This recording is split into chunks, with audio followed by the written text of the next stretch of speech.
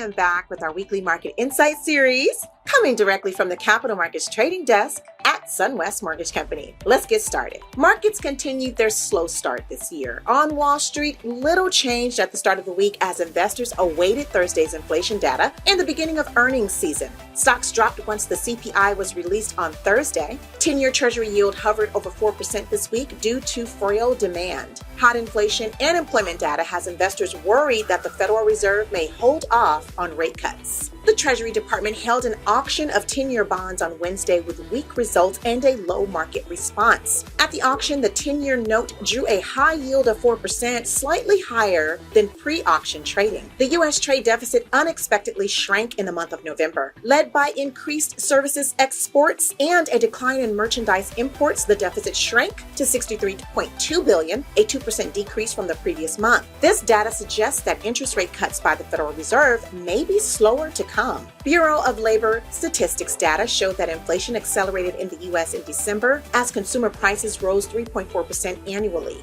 The Consumer Price Index also rose 0.3% monthly. Despite the spike in prices, consumer-level inflation is down from last December's 6.5% rate. This week's MBA's Market Composite Index showed that mortgage applications increased 9.9% for the week ending January 5th.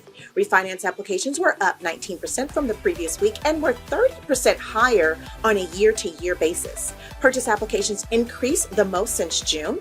They were up 6% on a weekly basis, but lagged by 16% compared to the same week last year. The average 30-year fixed rate was at 6.8% compared to 6.7% in the prior week.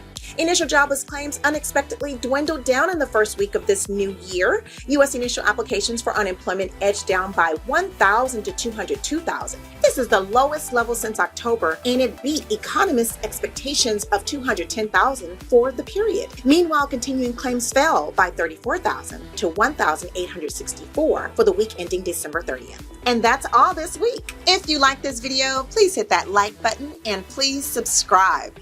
And to be notified every time we upload a new video, please hit the notification bell. We truly appreciate all the support you give to our channel. Join me again next Friday for the latest news brought to you by our Capital Markets Trading Desk. Have a fantastic weekend. Buffy out.